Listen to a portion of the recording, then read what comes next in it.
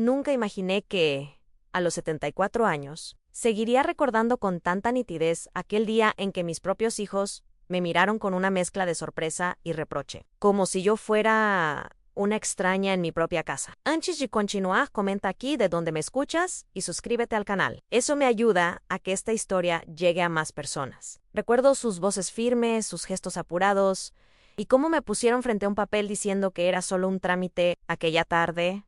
La luz del otoño entraba por la ventana de la cocina y dibujaba sombras largas sobre el mantel de flores. Yo, que siempre había sido una mujer discreta, observadora y cuidadosa con lo que firmaba, tomé la pluma sin decir una palabra. No fue un acto impulsivo ni un arranque de desconfianza, sino un gesto silencioso de alguien que, después de toda una vida escuchando más de lo que hablaba, sabía que a veces la letra pequeña puede decir más que 1000 discursos. Mi pulso estaba firme, mis ojos fijos en la tinta, y una calma extraña me envolvía mientras añadía aquellas líneas al final del documento. Lo que nadie sospechaba en ese momento era que esas pocas frases, casi escondidas entre el resto del texto, iban a cambiar el rumbo de nuestras vidas. Yo misma no era del todo consciente de hasta dónde podía llegar el eco de esa decisión. Firmé, doblé el papel y lo devolví a la mesa como quien entrega algo sin peso, aunque en realidad sabía que ese papel pesaba más que muchas discusiones del pasado. Y hace noche, al quedarme sola, sentí una mezcla de alivio y de inquietud. Afuera,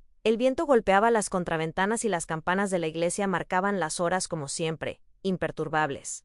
Sin embargo, dentro de mí algo había cambiado. No sabía si había abierto una puerta a la paz o a un conflicto inevitable, pero sí sabía que, pasara lo que pasara, no estaba dispuesta a renunciar a mi derecho de vivir como yo decidiera. Mi vida, hasta ese momento, había sido como el curso tranquilo de un río, que conoce bien su cauce. Cada mañana me levantaba antes de que el sol se asomara por las colinas, y lo primero que hacía era abrir las ventanas para dejar entrar el aire fresco del campo. El olor a tierra húmeda se mezclaba con el de las flores que cuidaba con paciencia en el jardín en rosas, geranios y lavanda. Preparaba mi café en la vieja cafetera italiana que heredé de mi madre, y lo tomaba lentamente, observando cómo la luz dorada del amanecer acariciaba las paredes encaladas de mi cocina.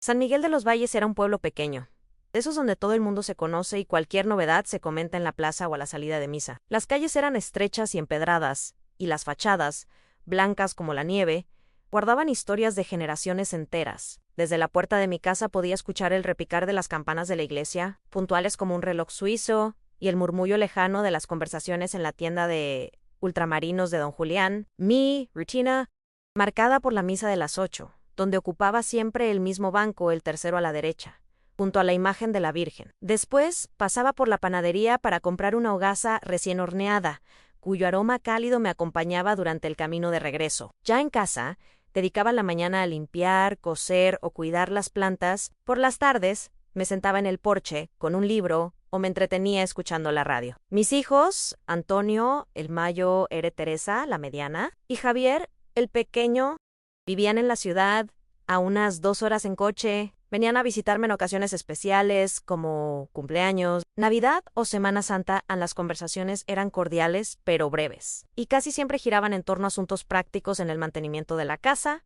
mi salud o las noticias del pueblo. Pocas veces hablábamos de sentimientos. Era como si todos hubiéramos aprendido a esquivar lo incómodo. La casa donde vivía había sido construida por mi abuelo, con paredes gruesas de piedra que conservaban el fresco en verano y el calor en invierno. Cada habitación guardaba recuerdos en la chimenea, donde mi difunto esposo y yo pasábamos las noches de invierno. El armario de madera que olía a cedro y que había pertenecido a mi madre, las fotos en blanco y negro colgadas en el pasillo. Todo estaba impregnado de historia y significado. Me gustaba sentarme junto a la ventana del salón y observar la vida del pueblo. Desde allí veía pasar a las mujeres con sus bolsas de la compra, a los niños corriendo detrás de una pelota, y a los hombres charlando en la plaza, apoyados en sus bastones. Era una vida sencilla, pero en esa sencillez encontraba una paz difícil de describir. Las tardes de domingo eran especiales. Preparaba un guiso lento, con carne tierna y verduras frescas del huerto de un vecino. Mientras el aroma llenaba la casa, ponía música antigua en el tocadiscos y dejaba que las melodías me llevaran de vuelta a mi juventud. A veces,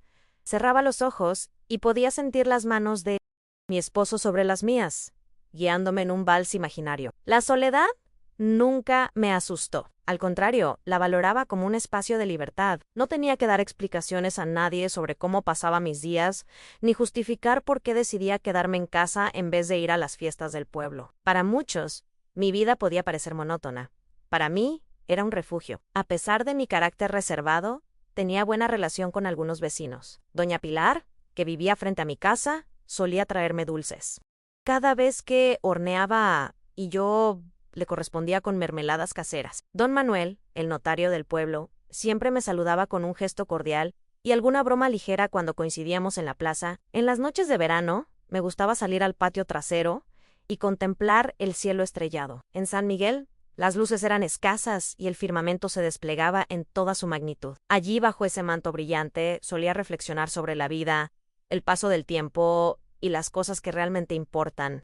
Aunque mis hijos insistían en que me mudara a la ciudad para estar más cerca de ellos, yo siempre me negaba. Sentía que, lejos de este lugar, perdería no solo mi casa, sino también una parte esencial de mí misma. El simple hecho de abrir la puerta y oler el aire de San Miguel me recordaba quién era. Mi economía era modesta, pero suficiente. Vivía de una pensión y de algunos ahorros que mi esposo y yo habíamos guardado con cuidado. No tenía grandes lujos, pero tampoco deudas. Y, sobre todo, tenía algo que valoraba más que el dinero en la tranquilidad de saber que la casa era mía y que allí nadie podía imponerme reglas.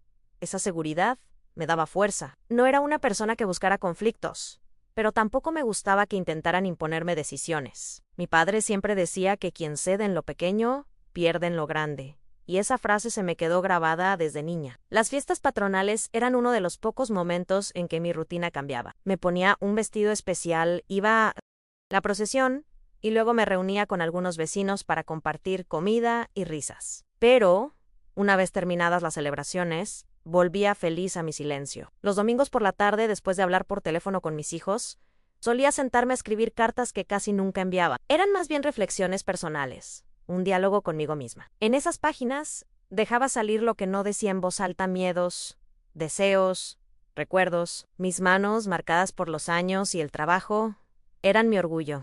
Habían cuidado de mis hijos, preparado cientos de comidas, lavado ropa a mano, cultivado flores. Cada arruga era una historia, cada mancha una cicatriz del tiempo. Nunca me consideré una mujer astuta, pero sí prudente. Observaba mucho antes de actuar, y aunque los demás pensaran que mi vida era simple, yo sabía que estaba hecha de decisiones pequeñas que, sumadas, habían definido mi destino.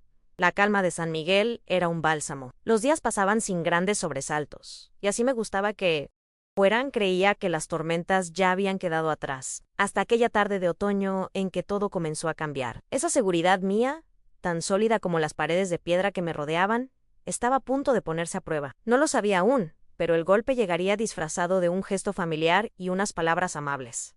Aquel día de otoño tenía un aire distinto. El viento arrastraba hojas secas por las calles estrechas, y el cielo estaba cubierto por una capa gris que parecía presagiar algo. Estaba en la cocina, cortando pan para acompañar un caldo, cuando escuché el sonido de un coche que se detenía frente a mi puerta. No esperaba visitas, y mucho menos a los tres juntos, Antonio, Teresa y Javier. Entraron con sonrisas que no alcanzaban los ojos, y un tono de voz demasiado medido. Traían un sobre grande, de esos que se usan para documentos importantes. Me dijeron que era solo un trámite, algo necesario para poner en orden unos papeles y proteger la propiedad de la casa. Pidieron que lo firmara allí mismo, sin demoras. Mientras hablaban, evitaban mirarse entre ellos, como si hubieran ensayado el discurso y temieran salirse del guión. Yo escuchaba en silencio, observando cada gesto. Conocía demasiado bien a mis hijos para no notar la atención escondida en sus sonrisas. Sentí un pequeño nudo en el estómago, pero no mostré nada. Tomé el documento y lo leí por encima. Las letras parecían correctas, pero la prisa con la que querían que firmara me hizo sospechar. ¡Fiu!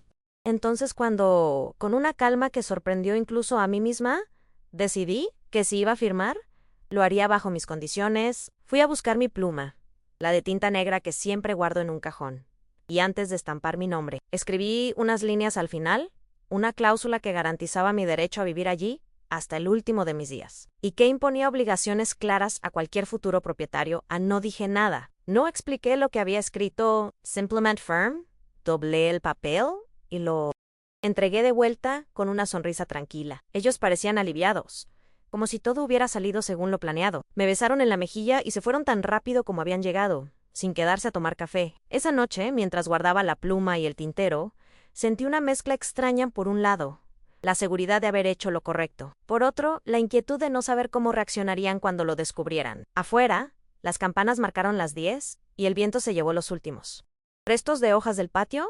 Pasaron días tranquilos. Los tres me llamaban de vez en cuando, pero no mencionaban nada sobre el documento. Yo seguía con mi vida, cuidando mis plantas y asistiendo a misa, como si nada hubiera pasado. Sin embargo, en el fondo, esperaba el momento en que la verdad saliera a la luz, y ese momento llegó antes de lo que imaginaba. Una llamada furiosa de Antonio, llena de preguntas y acusaciones, fue la primera señal de que el papel ya había sido revisado con atención. La paz de mi cocina se quebró, y el otoño, que hasta entonces me había parecido hermoso, empezó a tener un sabor amargo. La voz de Antonio por teléfono era dura, casi cortante. Me preguntó qué había querido decir con esas líneas que había añadido al documento. Yo respondí con calma, explicando que era mi manera de asegurar que podría vivir en mi casa sin temer un desalojo. Del otro lado, hubo un silencio pesado, seguido de un: no era eso lo que habíamos acordado, mamá. Sentí que la palabra acordado llevaba un peso que yo nunca había aceptado cargar. En los días siguientes, las llamadas se multiplicaron. Primero fue Teresa, intentando convencerme con un tono dulce, casi maternal, como si yo fuera la hija y no la madre. Luego Javier, más directo, acusándome de no confiar en ellos. Cada conversación dejaba un rastro de tristeza en mi pecho. Yo amaba a mis hijos, pero no podía permitir que la confianza se confundiera con la entrega ciega de mis derechos. Pronto, el asunto dejó de ser. En un pueblo como San Miguel de los Valles, las paredes tienen oídos y las plazas, lenguas largas. Comencé a notar miradas extrañas cuando iba a la panadería o a misa. Algunas vecinas evitaban saludarme. Otras me preguntaban con falsa preocupación si estaba bien, si mi memoria seguía siendo buena. El rumor de que María del Carmen ya no está en sus cabales empezó a circular. Una mañana, al salir de la iglesia, escuché a dos hombres hablando en voz baja a pocos metros. ¿Y es una pana a esa edad? ¿Y peleando con los hijos por dinero?, dijo uno. El otro respondió: Ann dicen que escribió algo raro en un contrato. Seguí caminando, con la cabeza erguida, aunque por dentro sentía un dolor sordo, como si cada palabra fuera una piedra contra mi espalda.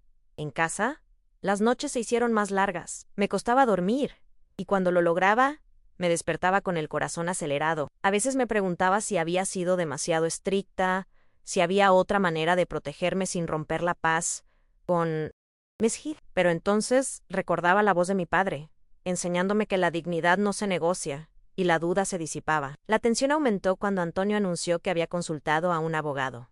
Me lo dijo por teléfono, con un tono seco, casi frío. Podemos anular esa cláusula, mamá. No tienes por qué complicar las cosas. Yo respondí que no pensaba revocar nada, que la casa era mía y que no estaba dispuesta a que las decisiones se tomaran sin mi consentimiento. Hubo un silencio largo antes de que colgara sin despedirse. A los pocos días, Teresa vino a verme. Traía una tarta de manzana, como si quisiera endulzar la conversación. Nos sentamos en la cocina y después de unos minutos de charla ligera, volvió al tema del documento. Mamá, no queremos quitarte nada, solo asegurarnos de que la casa quede en la familia, dijo. Yo la miré a los ojos y le respondí: hija, la casa está en la familia.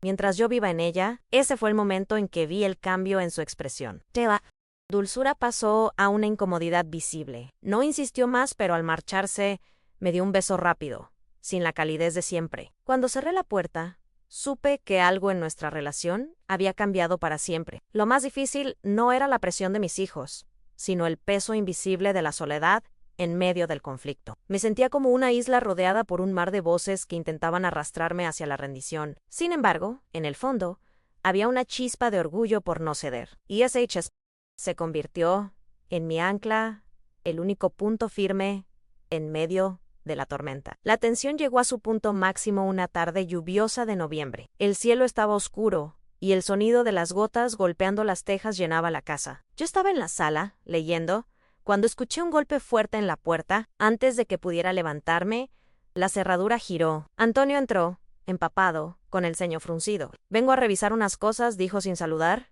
mientras se dirigía hacia mi habitación. Me levanté de inmediato, con el corazón acelerado. En mi casa no entras sin permiso, Antonio, respondí con firmeza. Él se detuvo un segundo, pero su mirada era de desafío. Por un instante, sentí que el hijo que crié había desaparecido y que frente a mí había un extraño. Me interpuse en su camino. El silencio entre nosotros era tan tenso que podía escucharse el tic-tac del reloj de pared. Esto es por tu bien, mamá, murmuró, como si la invasión de mi intimidad pudiera justificarse con esas palabras. No. Necesito que decidas por mí, repliqué, y vi cómo su mandíbula se tensaba. Fue en ese momento que comprendí que ya no podía seguir callando. Esa misma noche, Lamy a Don Manuel, el notario del pueblo, le pedí que viniera a mi casa y que, delante de un par de testigos, confirmara la validez del documento que había firmado. Necesitaba que la verdad se hiciera pública, aunque eso significara quedar expuesta al juicio de todos. La reunión se hizo al día siguiente, en mi salón. Don Manuel leyó en voz alta la cláusula que yo había escrito y explicó que era completamente legal y vinculante. Mis vecinos presentes, doña Pilar y su esposo, asintieron en silencio. Yo, sentada con las manos sobre el regazo, sentí que mi voz temblaba al decir no es egoísmo, es mi derecho a vivir en paz. Antonio no estaba allí, pero pronto se enteró. La noticia se esparció por el pueblo como pólvora.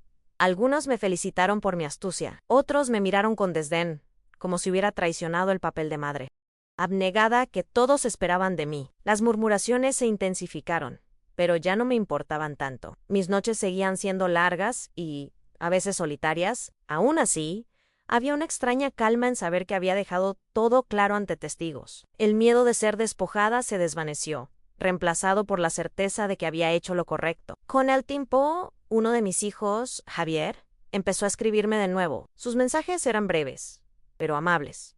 No tocaba el tema de la casa. En cambio, me preguntaba por mi salud, por las flores del jardín, por la misa de los domingos. Era un hilo frágil, pero suficiente para recordarme que no todo estaba perdido. Aún así, la herida con Antonio y Teresa seguía abierta. Sus llamadas eran escasas y frías. Yo aprendí a aceptar esa distancia.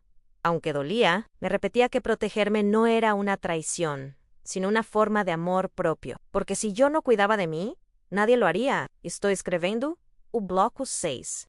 Los meses que siguieron fueron una mezcla de silencio y pequeños gestos de resistencia. Me dediqué más que nunca a mi jardín, como si cuidar de mis plantas fuera también cuidar de mí misma. Las rosas florecían con una fuerza inesperada, y yo encontraba en ellas un espejo hermosas, pero llenas de espinas para quien intentara arrancarlas sin cuidado. Con el tiempo, dejé de esperar reconciliaciones inmediatas. Aprendí a valorar mi soledad como un espacio seguro. No era que no quisiera a mis hijos, sino que había comprendido que el amor no puede exigir sumisión. En cada taza de café matutina, en cada tarde leyendo junto a la ventana, sentía la paz de haber defendido lo que era mío. Un día, mientras barría el patio, vi a Teresa pasar por la calle. Nos miramos brevemente. Ella levantó la mano en un saludo tímido. No me detuve, pero ese pequeño gesto, tan simple, fue como una grieta en el muro que nos separaba. Tal vez, con el tiempo, habría puentes que reconstruir. La vida, en el pueblo, volvió a su ritmo habitual. Los rumores se apagaron poco a poco, reemplazados por las noticias de siempre en una boda, un nuevo nacimiento, una cosecha abundante. Yo caminaba por la plaza con la cabeza alta no para desafiar, sino para mostrar que no me había quebrado. En las noches tranquilas, volví a salir al patio para mirar las estrellas. Ahora, ese cielo parecía más mío que nunca. Pensaba en todo lo ocurrido y en cómo, a pesar del dolor, me sentía más libre. La libertad no siempre llega con grands gestures. A veces se esconde en decisiones silenciosas que marcan un antes y un después. Javier vino a visitarme en primavera. Trajo un ramo de margaritas y una bolsa con pan fresco. Charlamos durante horas, evitando cuidadosamente el tema de la casa. Cuando say few, me abrazó con fuerza. Ese abrazo me recordó que, aunque los lazos se tensen, no siempre se rompen. Comprendí que mi historia no era solo mía. Era también un recordatorio para cualquiera que, en la vejez, sienta que debe ceder. Por miedo o por costumbre en la edad, no es una excusa para renunciar a la dignidad. Si acaso, es una razón más para protegerla. El jardín siguió siendo mi refugio. Cada flor que brotaba era como una respuesta silenciosa al pasado. Allí, entre colores y aromas, recordaba que la vida sigue, incluso después de las tormentas más amargas. Con el tiempo, Dejé de medir mi felicidad por la cercanía física de mis hijos, aprendí a encontrarla en mi propia compañía, en mis rutinas en los pecuegos. Placeres que siempre estuvieron ahí. Ahora, mientras riego las plantas en una mañana luminosa, sé que hice lo que debía. No por rebeldía, sino por amor propio. Porque, como le dije una vez a Teresa, y aún sostengo, nadie puede cuidar mejor de mi vida que yo misma. Historias como esta no pueden quedar en silencio.